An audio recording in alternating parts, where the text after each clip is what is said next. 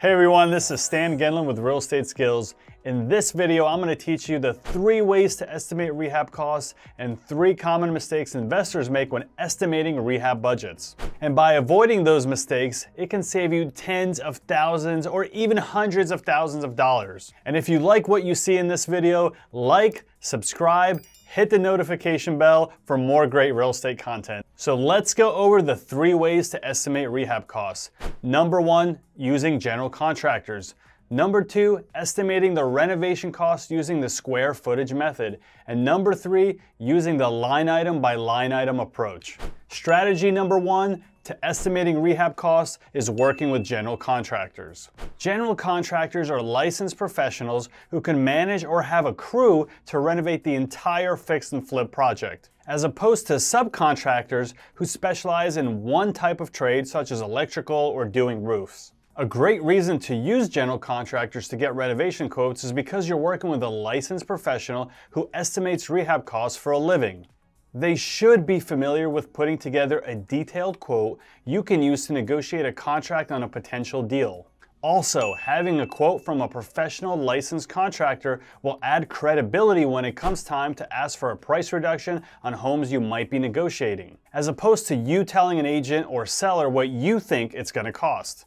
It makes it hard for someone to dispute the cost of renovations when it's coming from a licensed contractor as opposed to a biased investor who of course wants to show the highest possible renovation cost. This method should be used by new investors as well as investors who have long-standing relationships with contractors you can rely on and offload the time-consuming work of putting together a quote onto somebody else. When I first moved to South Carolina, I picked a specific neighborhood I was going to live in and renovate. And to get my contractor database built up, I walked around on other projects in my neighborhood and met my first group of contractors that way. And that's how I was able to start on renovations so quickly after moving to a whole new state, because this is an easy method to find and hire contractors. I was driving around and meeting subcontractors and asking them if they can introduce me to the general contractors that hired them for that job. And here are 3 ways to find general contractors to work with. Number 1,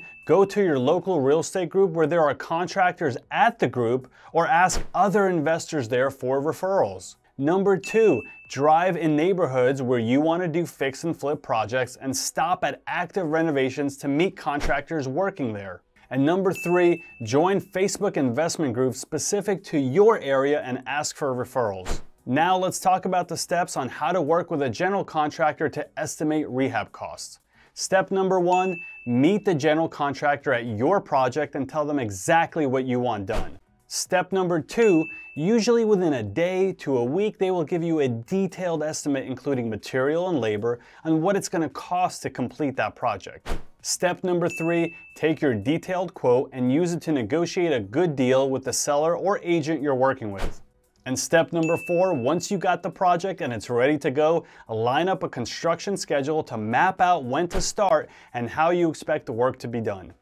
Now let's talk about strategy number 2, estimating renovations using square footage. You can use the square footage of the home you're looking to renovate to find out how much it will cost to renovate that home. Now this is an average based on the condition of the home. Overall homes in good shape that just need a little bit of flooring and paint can be an average of $10 a square foot. If the home is in overall good shape but is really outdated, then we can estimate our average level of renovation, which comes out to about $30 a square foot. And finally, if the home is in horrible shape and everything needs to be done, as a quick guide, the cost will be about $60 per square foot as our total renovation budget. You do not have to spend hours analyzing a property, you can spend seconds or minutes. This method should be used by everybody, especially wholesalers and fix and flippers. Whether you are a beginner just getting started or an experienced wholesaler trying to get out more offers. As a new investor, it allows you to avoid a common beginner mistake, paralysis by analysis, which is spending too much time analyzing deals without actually submitting any offers. As the great Wayne Gretzky said, you miss 100% of the shots you don't take. This method allows you to make lots of offers quickly, increasing your chances of success. When I was growing my business and doing a lot of fix and flip deals, I looked at how much we were spending on average renovations. I used the price per square foot method to analyze more deals and submit offers in a shorter period of time. Let me caution you though, you need to double and triple check your numbers with this method once your offer does get accepted, because this method is a way to estimate a ballpark of what the cost should be. But ultimately, until you look at the house, this method should be used just to make your initial offer. Now let's go over the 4 steps on how to use the square footage method to estimate rehab costs. Step number 1, determine the property's square footage. You can do this by asking your real estate agent, checking on Redfin or Zillow to see how many square foot the house is, but be careful because it's not always accurate. Or you can check on county tax records, which are going to be your most accurate resource. Step 2, go to the property or look at pictures of the property online to see what condition it's in. Step number 3, you would then apply your multiplier based on it needing a light, medium, or heavy renovation to the property square footage to get your estimate.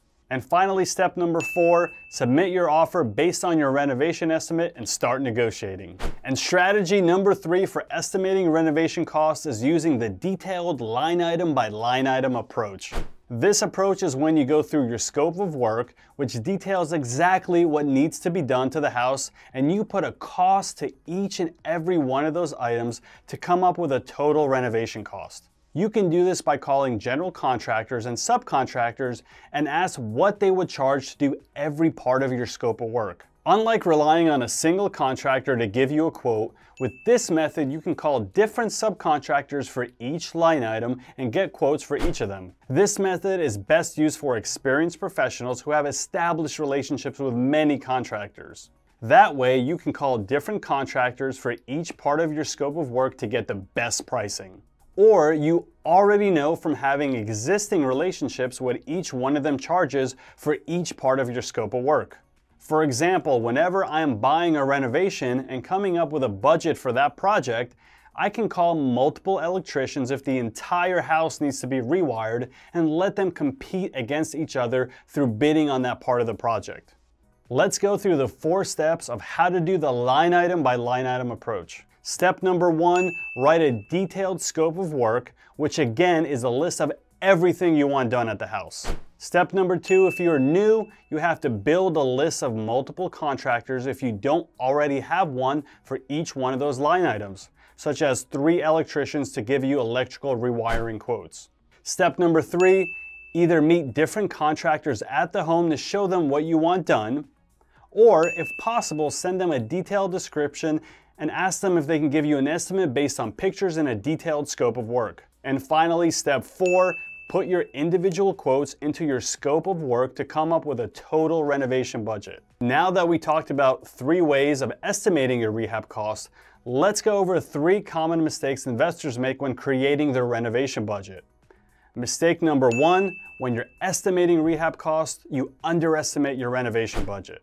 This mistake happens when investors purposely lower their total budget to try to make the deal work and expect their contractors and project managers to figure out how to make that number work. And because project managers and contractors rarely know how to make that type of magic happen, it's better to use the renovation budget that a contractor gives you and that you come up with using the detailed line item by line item process. Our second mistake that beginners make when estimating the rehabs is overlooking hidden issues.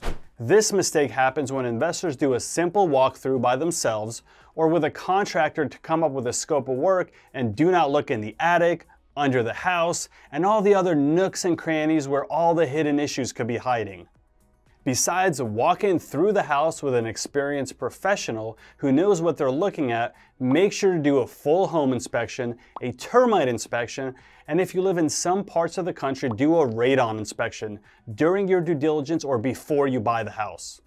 Because project managers and contractors rarely know how to make that type of magic happen, to avoid this mistake, it's better to use the renovation budget that a contractor gives you or that you came up with using the detailed line item by line item process. Mistake number 3 when estimating rehab costs is having a lack of contingency funds. This is a mistake that investors make when they come up with a cost to do their project that doesn't take into account extra money to cover unforeseen or unexpected issues during the renovation process.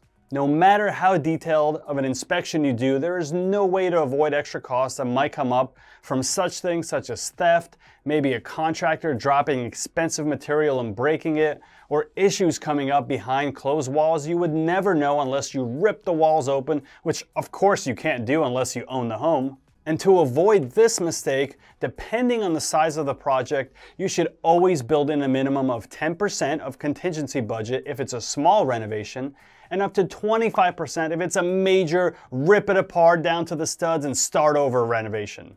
To recap, let's go over the 3 ways to estimate your rehab costs. Number 1, estimating rehab costs using a general contractor. Number 2, estimating rehab costs using the square footage method. And number 3, using the line item by line item approach. By using these strategies while avoiding the common mistakes I mentioned, you'll be able to negotiate the best price for your project. And if you like what you see in the video, like, subscribe, and hit that notification bell for more great real estate content.